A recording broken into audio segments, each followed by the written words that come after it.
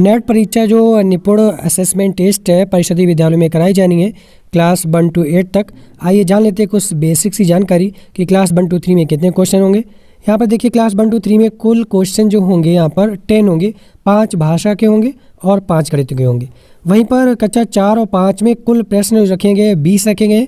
प्रत्येक विषय के 4 प्रश्न हैं, हिंदी, गणित, अंग्रेजी, हमारा परिवेश और संस्कृत। इसके जो प्रश्न पत्र के सैंपल है आपके BRC से उपलब्ध करा दिए गए होंगे। उसके बाद जो कक्षा 6 से 8 तक के हैं उनमें कुल प्रश्न 20 होंगे। प्रत्येक विषय के 4 प्रश्न होंगे, हिंदी, गणित, अंग्रेजी, विज्ञान, सामाजिक विषय। ये भी प्रश्न पत्र आपके ब्लॉक लेवल से उपलब्ध करा दिए गए होंगे। और समय जो रहेगा टोटल 1 घंटा 30 मिनट का रहेगा। कक्षा 1 से 3 तक जो है 9 से 30 तक 11 बजे और 4 से 8 तक 12:30 से 2 बजे तक टाइमिंग रहेगी। आइए बात कर लेते हैं प्रश्न पत्र और OMR शीट की।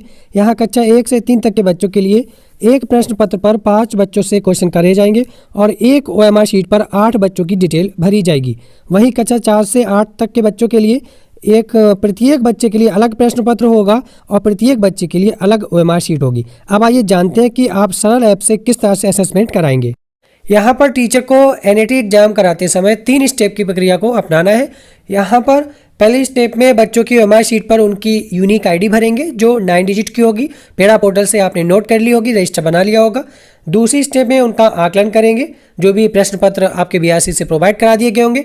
और OMR शीट जब भर जाती है तो तीसरी स्टेप में उस OMR शीट को सरल ऐप से स्कैन करेंगे। अब देखिए जैसे यहाँ पर कक्षा 1 से 3 तक की OMR शीट इस तरह से आपके सामने आएगी, इस तरह से आपको दी गई होगी। यहाँ पर एक OMR शीट पर 8 बच्चों का आकलन किया जाएगा। यहाँ पर देख सकते हैं यूनिक ID है। पहले नंबर पर बच्चे की यूनिक ID भरेंगे, 1 से 8 तक के स्टूडेंट की भर लेंगे। और यहाँ पर 1 से 10 तक क्वेश्चंस दिए गए। आपको जो प्रश्न पत्र प्रोवाइड कराए गए होंगे 1 से 3 तक के लिए, उनका क्वेश्चंस जो है आप पूछ के बच्चों का आकलन करिए। अगर बच्चा सही जवाब देता है तो क्वेश्चन नंबर 1 के आगे आप गोला भर देंगे। पूरा सही से रंगिएगा, इधर उधर पेन ना चले और मार्कशीट पर कहीं भी इधर उधर पेन ना चलाएं। उसके बाद अगर वो बच्चा सही जवाब ना दे पाता है या गलत जवाब देता है या जवाब देता ही नहीं है तो आपको वो गोला नहीं भरना है। इस तरह से 1 से 3 तक का ये आकलन हो जाएगा। अब ये तो बात होगी 1 से 3 तक की क्लासेस के लिए। 1 से 3 तक की क्लासेस में टीचर्स खुद बच्चों की OMR शीट में यूनिक ID भरेंगे। ये जो OMR शीट देख रहे हैं ये है क्लास 4 to 8 के लिए। यहाँ पर हर बच्चे को अलग अलग एक OMR शीट दी जाएगी। बच्चा खुद यूनिक ID भरेगा और यहाँ पर उसके लिए अलग अलग प्रश्न पत्र होंगे, अलग अलग क्वेश्चंस होंगे। जैसा कि हमने बताया 4 to 8 के लिए हर बच्चे के लिए 20 प्रश्न होंगे। उनका सही जवाब जो है यहाँ पर देखिए ABCD या आबा सादा यहाँ पर होगा। अगर प्रश्न 1 का सही उत्तर A है या A है या B है तो वही बच्चा जो है उस गोले पर उस वाले ऑप्शन के गोले को रंग देगा। इधर उधर गोला ना काटे, बच्चे को आप इंडिकेट कर दीजिएगा। फिर भी यहाँ पर अगर किसी बच्चे को भरने में प्रॉब्लम आती है अपनी यूनिक ID वगैरह तो टीचर की जिम्मेदारी बनती है वो यहाँ पर भर सकता है, बच्चे की हेल्प कर सकता है। सरल ऐप से असेसमेंट कराने के लिए आपके मोबाइल में ये ऐप इंस्टॉल होना चाहिए। उसके लिए आप प्ले स्टोर ओपन करेंगे, यहाँ पर टाइप करेंगे सरल ऐप। इस तरह से यहाँ पर ये आ जाएगा। सर्च करने के बाद इसे आप इंस्टॉल कर लेंगे। हमने ऑलरेडी इंस्टॉल किया हुआ है। इंस्टॉल करने के बाद आप इसे ओपन करेंगे। आपके सामने कुछ इस तरह से इंटरफेस ओपन होगा लॉगिन डिटेल के लिए।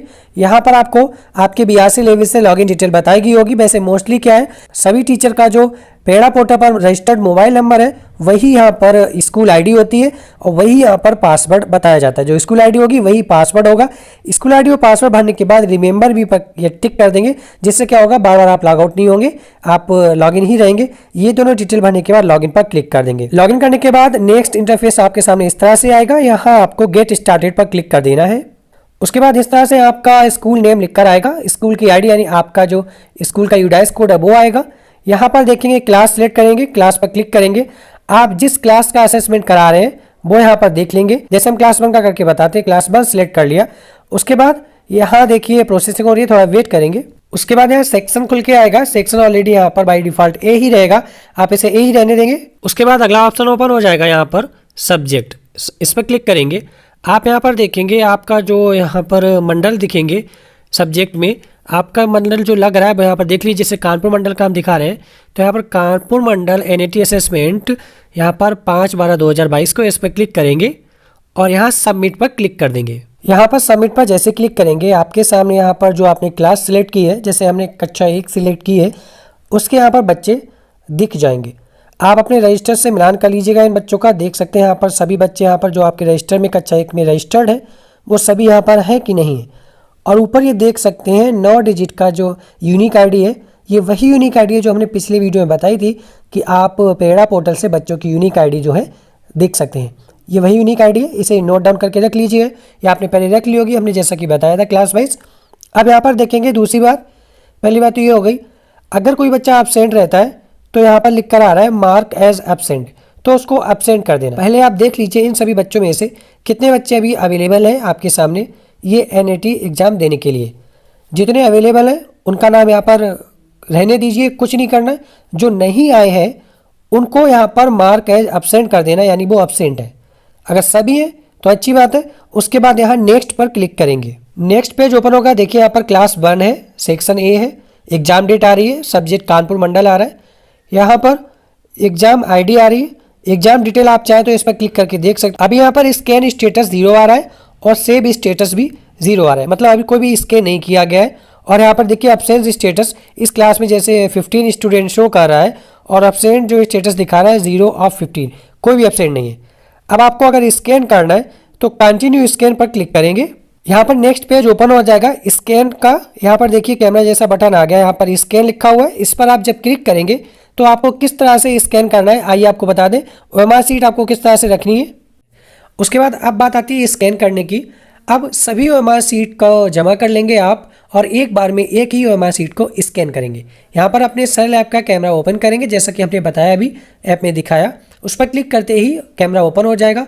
अपने मोबाइल को लैंडस्केप मोड में रखें, यानी बेड़ा बेड़ा जिसे बोलते हैं कर लें, और OMR शीट के पास मिलाकर थोड़ा दूर ले जाएं, धीरे धीरे दूर ले जाएं। तो क्या होगा, ये 4 ब्लैक कॉर्नर दिख रहे हैं, इन 4 ब्लैक कॉर्नर को छूता हुआ एक ग्रीन कलर का बॉक्स बन जाएगा। जैसे ही बॉक्स बन जाएगा वहाँ पर लिख कर आएगा प्लीज स्कैनिंग इज रनिंग, तो स्कैनिंग जो है हो जाएगी। इस तरह से जैसे स्कैनिंग हो जाए सभी की, उसके बाद फाइनली आप सेव डेटा पर क्लिक करेंगे, तभी डेटा सेव होगा। ये फाइनली पूरी प्रक्रिया इस तरह से जो ऐप पर आप सरल ऐप पर है बच्चों का आकलन कर पाएंगे, उनकी OMR शीट को अपलोड कर पाएंगे। कोई प्रॉब्लम आ रही है तो कमेंट सेक्शन में लिखिए, नहीं तो आप हमसे टेलीग्राम ग्रुप पर जोड़कर भी पूछ सकते हैं।